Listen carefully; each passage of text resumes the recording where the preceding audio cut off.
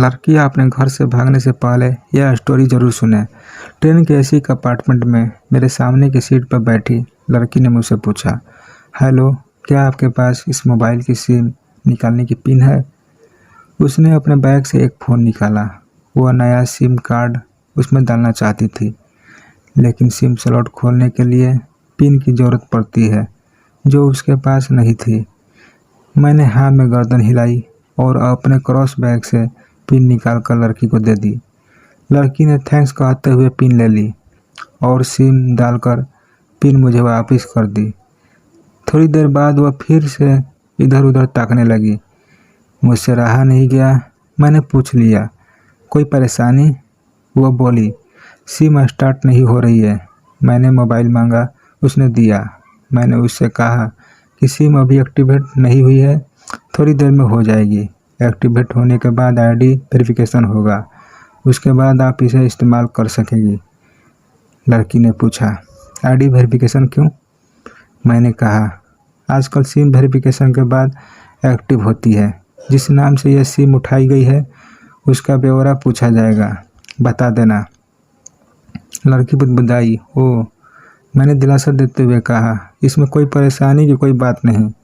वो अपने एक हाथ से दूसरा हाथ दबाती रही, मानो किसी परेशानी में हो। मैंने फिर विनम्रता से कहा, आपको कहीं कॉल करना हो तो मेरा मोबाइल इस्तेमाल कर लीजिए। लड़की ने कहा, जी फ़िलहाल नहीं। थैंक्स, लेकिन यह सिम किस नाम से है खरीदी गई है मुझे नहीं पता। मैंने कहा, एक बार एक्टिव होने दीजिए, जिसने आपको सिम दी है उसी के नाम की होगी। उसने कहा, ओके, कोशिश करते हैं। मैंने पूछा, आपका स्टेशन कहाँ है? लड़की ने कहा, दिल्ली। और आप? लड़की ने मुझसे पूछा। मैंने कहा, दिल्ली ही जा रहा हूँ, एक दिन का काम है। आप दिल्ली में रहती हैं या? लड़की बोली, नहीं नहीं, दिल्ली में कोई काम नहीं, ना ही मेरा घर है वहाँ। तो? मैंने उत्सुकतावश पूछा। वह बोली, दरअसल यह दूसरी ट्रेन है जिसमें आज मैं हूँ और दिल्ली से तीसरी गाड़ी पकड़नी है, फिर हमेशा के लिए आज़ाद। आज़ाद? लेकिन किस तरह की कैद से? मुझे फिर जिज्ञासा हुई।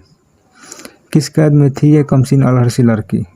लड़की बोली, उसी कैद में थी जिसमें हर लड़की होती है, जहाँ घर वाले कहे शादी कर लो, जब जैसा कहे वैसा करो। मैं घर से भाग चुकी हूँ। मुझे ताज्जुब हुआ, मगर अपने ताज्जुब को छुपाते हुए मैंने हंसते हुए पूछा, अकेली भाग रही है आप? आपके साथ कोई नज़र नहीं आ रहा है? वो बोली, अकेली नहीं, साथ में है कोई। कौन? मेरे प्रश्न खत्म नहीं हो रहे थे। दिल्ली से एक और ट्रेन पकड़ूंगी, फिर अगले स्टेशन पर वो जनाब मिलेंगे और उसके बाद हम किसी को नहीं मिलेंगे। ओह, तो ये प्यार का मामला है? उसने कहा, जी। मैंने उसे बताया कि मैंने भी लव मैरिज की है। यह बात सुनकर वह खुश हुई। बोली, वाह, कैसे, कब? लव मैरिज की बात सुनकर वह मुझसे बात करने में रुचि लेने लगी। मैंने कहा, कब, कैसे, कहाँ, वो मैं बाद में बताऊंगा। पहले आप बताओ, आपका घर में कौन कौन है? उसने होशियारी बरतते हुए कहा। वो मैं आपको क्यों बताऊं? मेरे घर में कोई भी हो सकता है, मेरे पापा, माँ, भाई, बहन, या हो सकता है भाई ना हो, सिर्फ बहनें हो, या ये भी हो सकता है कि बहनें ना हो और दो चार गुस्सा करने वाले बड़े भाई हो। मतलब मैं आपका नाम भी नहीं पूछ सकता। मैं काउंटर मारा। वो बोली, कुछ भी नाम हो सकता है मेरा, टीना, मीरा, रीना, कुछ भी। बहुत बातूनी लड़की थी वो। थोड़ी इधर उधर की बातें करने के बाद उसने मुझे टॉफ़ी दी, जैसे छोटे बच्चे देते हैं क्लास में। बोली, आज मेरा बर्थडे है। मैंने उसकी हथेली से टॉफ़ी उठाते बधाई दी और पूछा, कितने साल की हुई हो? वो बोली, 18। मतलब भागकर शादी करने की कानूनी उम्र हो गई है आपकी? वो हंसी। कुछ ही देर में काफ़ी फ्रैंक हो चुके थे हम दोनों, जैसे बहुत पहले से जानते हो एक दूसरे को। मैंने उसे बताया कि मेरी उम्र 35 साल है, यानी 17 साल बड़ा हूँ। उसने चुटकी लेते हुए कहा, लग तो नहीं रहे हो? मैं मुस्कुरा दिया। मैंने उससे पूछा, तुम घर से भाग कर आई हो? तुम्हारे चेहरे पर चिंता के निशान जरा भी नहीं है। इतनी बेफिक्र मैंने पहली बार देखी। खुद की तारीफ सुनकर वह खुश हुई। बोली, मुझे उन जनाब ने मेरे लवर ने पहले से ही समझा दिया था कि जब घर से निकलो तो बिल्कुल बिंदास रहना, घर वालों के बारे में बिल्कुल मत सोचना, बिल्कुल अपना मूड खराब मत करना, सिर्फ मेरे और हम दोनों के बारे में सोचना। और मैं वही कर रही हूँ। मैंने फिर चुटकी ली। कहा, उसने तुम्हें मुझ जैसे अनजान मुसाफिरों से दूर रहने की सलाह नहीं दी?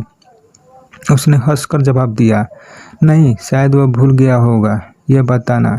मैंने उसके प्रेमी की तारीफ करते हुए कहा, वैसे तुम्हारा बॉयफ्रेंड काफ़ी टैलेंटेड है। उसने किस तरह से तुम्हें अकेले घर से रवाना किया, नई सिम और मोबाइल दिया, 3 ट्रेन बदलवाई ताकि कोई ट्रैक ना कर सके। Very talented person. लड़की ने हामी भरी। बोली, बहुत टैलेंटेड है वो, उसके जैसा कोई नहीं। मैंने उसे बताया कि मेरी शादी को 10 साल हुए हैं, एक बेटी है 8 साल की और एक बेटा 1 साल का। ये देखो उनकी तस्वीर। मेरे फ़ोन पर बच्चों की तस्वीर देखकर उसके मुंह से निकल गया, सो क्यूट। मैंने उसे बताया कि ये जब पैदा हुई तब मैं कुवैत में था, एक पेट्रोल कंपनी में। बहुत अच्छी जॉब थी मेरी, बहुत अच्छी सैलरी थी। फिर कुछ महीनों बाद मैंने वो जॉब छोड़ दी और अपने ही कस्बे में काम करने लगा। लड़की ने पूछा, जॉब क्यों छोड़ी? मैंने कहा, बच्ची को पहली बार गोद में उठाया तो ऐसा लगा जैसे मेरी दुनिया मेरे हाथों में है। 30 दिन की छुट्टी पर घर आया था, वापस जाना था लेकिन जा ना सका। इधर बच्ची का बचपन खर्च होता रहे, उधर मैं पूरी दुनिया कमा लूँ तब भी घाटे का सौदा है। मेरी 2 टके की नौकरी, बचपन उसका लाखों का। उसने पूछा, क्या बीवी बच्चों को साथ नहीं ले जा सकते थे वहाँ? मैंने कहा, काफ़ी टेक्निकल मामलों से गुजरकर एक लंबे समय के बाद रख सकते हैं। उस वक्त यह मुमकिन नहीं था। मुझे दोनों में से एक को चुनना था, आलीशान रहन सहन के साथ नौकरी या परिवार। मैंने परिवार चुना। अपनी बेटी को बड़ा होते देखने के लिए मैं कुवैत वापस गया था, लेकिन अपना इस्तीफा देकर लौट आया। लड़की ने कहा, वेरी इम्प्रेसिव। मैं मुस्कुराकर खिड़की की तरफ देखने लगा। लड़की ने पूछा, अच्छा, आपने तो लव मैरिज की थी न? फिर आप भागकर कहाँ गए? कैसे रहें और कैसे गुजरा वो वक्त? उसके हर सवाल और हर बात में मुझे महसूस हो रहा था कि यह लड़की लड़कपन के शिखर पर है, बिल्कुल नासमझ और मासूम छोटी बहन सी। मैंने उसे बताया कि हमने भागकर शादी नहीं की और यह भी है कि उसके पापा ने मुझे पहली नज़र में सख्ती से रिजेक्ट कर दिया था। उन्होंने आपको रिजेक्ट क्यों किया? लड़की ने पूछा। मैंने कहा, रिजेक्ट करने का कुछ भी कारण हो सकता है। मेरी जाति, मेरा काम, घर, परिवार। बिल्कुल सही। लड़की ने सहमति दर्ज कराई और आगे पूछा, फिर आपने क्या किया? मैंने कहा, मैंने कुछ नहीं किया। उसके पिता ने रिजेक्ट कर दिया।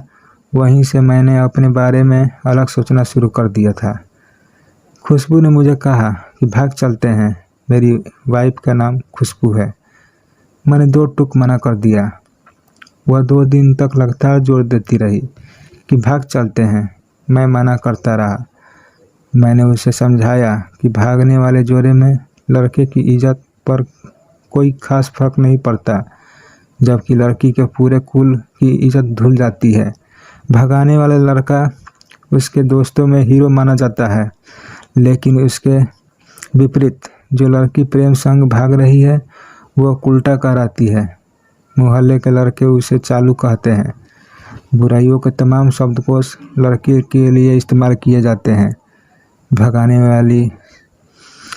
वाली लड़की आगे चलकर 60 साल की वृद्धा भी हो जाएगी, तभी जवानी में किए उस कांड का कलंक उसके माथे पर से नहीं मिटता। मैं मानता हूँ कि लड़का लड़की को तौलने का ये दोहरा मापदंड गलत है, लेकिन हमारे समाज में है तो ये नज़रिया गलत है, मगर सामाजिक नज़रिया यही है। वह अपने नीचे का ओठ दांतों तले पीसने लगी। उसने पानी का बोतल का ढक्कन खोलकर एक घुट पिया।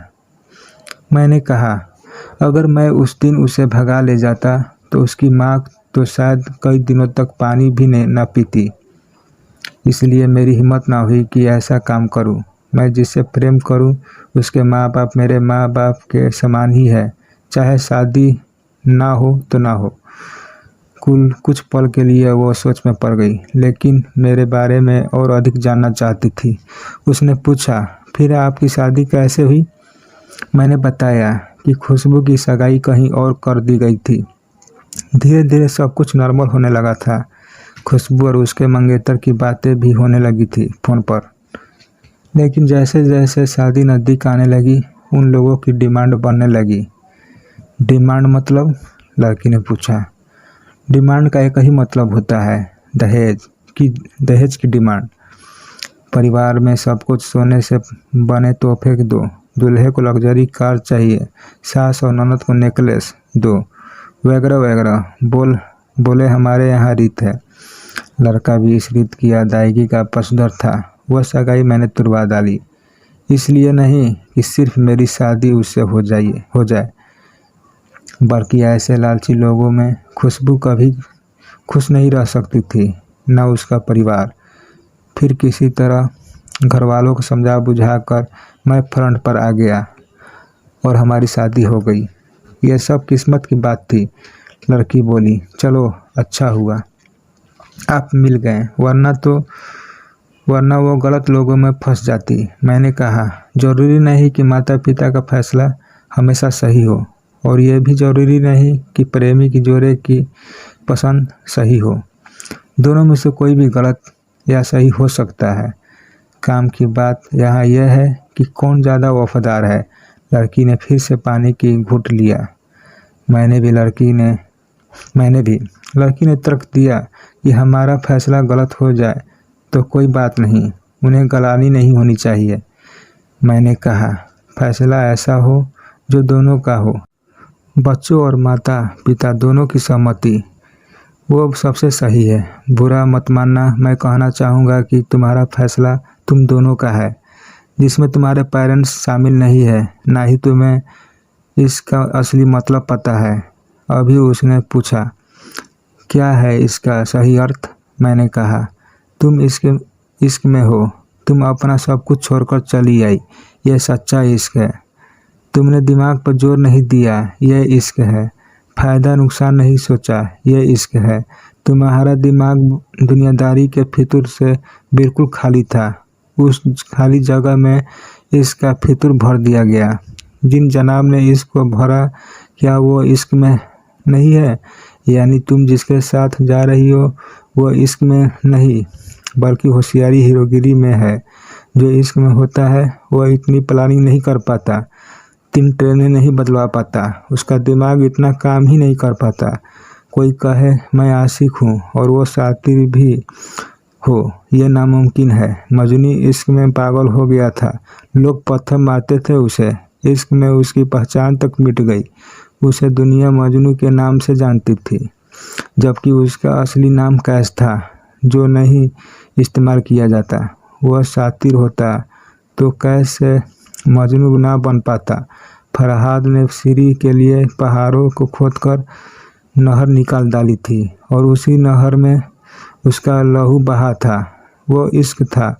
इश्क में कोई फकीर हो गया, कोई योगी हो गया। किसी मांझी ने पहाड़ तोड़कर रास्ता निकाल दिया। किसी ने अतिरिक्त दिमाग नहीं लगाया, चालाकी नहीं की। लालच, हवस और हासिल करने का नाम इश्क नहीं है। इश्क समर्पण करने को कहते हैं, जिसमें इंसान सबसे पहले खुद का समर्पण करता है, जैसे तुमने किया। लेकिन तुम्हारा समर्पण हासिल करने के लिए था, यानी तुम्हारे इश्क में लालच की मिलावट हो गई। लड़की अचानक होश ही गई। उसकी खिलखिलाहट और खिलंदारपन एकदम से खामोशी में बदल गया। मुझे लगा मैं उसे कुछ ज़्यादा बोल गया, फिर भी मैंने जारी रखा। मैंने कहा, प्यार तुम्हारे पापा तुमसे करते हैं, कुछ दिनों बाद उनका वजन आधा हो जाएगा। तुम्हारी माँ कई दिनों तक खाना नहीं खाएगी, ना पानी पिएगी, जबकि आपको अपने आशिक को आजमा कर देख लेना था। ना तो उसकी सेहत पर फर्क पड़ता, ना दिमाग पर। वह अक्लमंद है, अपने लिए अच्छा सोच लेता। आजकल गली मोहल्ले के हर तीसरे लौंडे लपाटे को जो इश्क हो जाता है वह इश्क नहीं है, वो सिनेमा जैसे कुछ है। एक तरह की स्टंटबाजी, डेयरिंग, अलग कुछ करने का फितूर और कुछ नहीं। लड़की का चेहरे का रंग बदल गया। ऐसा लग रहा था वो अब यहाँ नहीं है, उसका दिमाग किसी अतीत में टहलने निकल गया है। मैं अपने फ़ोन को स्क्रॉल करने लगा, लेकिन मन की इंद्री उसकी तरफ थी। थोड़ी ही देर में उसका और मेरा स्टेशन आ गया। बात कहाँ से कहाँ निकली थी और कहाँ पहुँच गई। उसके मोबाइल पर मैसेज टोन बजी। देखा, सिम एक्टिवेट हो चुकी थी। उसने चुपचाप बैग में से आगे का टिकट निकाला और फाड़ दिया। मुझसे कहा, एक कॉल करना है। मैंने मोबाइल दिया। उसने नंबर डायल करके कहा, सॉरी पापा, और सिसक सिसक कर रोने लगी। सामने से पिता भी फ़ोन पर बेटी को संभालने की कोशिश करने लगे। उसने कहा, पिताजी आप बिल्कुल चिंता मत कीजिए, मैं घर आ रही हूँ। दोनों तरफ से भावनाओं का सागर उमड़ पड़ा। हम ट्रेन से उतरे। उसने फिर से पिन मांगी। मैंने पिन दी। उसने मोबाइल से सिम निकाल कर तोड़ दी और पिन मुझे वापस कर दिया। कहानी को अंत तक पढ़ने का धन्यवाद। देश के सभी बेटियों का समर्पित मेरा दावा है माता पिता से, ज़्यादा तुम्हें दुनिया में कोई प्यार नहीं करता। कहानी पढ़कर शेयर अवश्य कीजिएगा। शायद कोई परिवार, कोई बेटी और उनका भविष्य इससे बच जाए।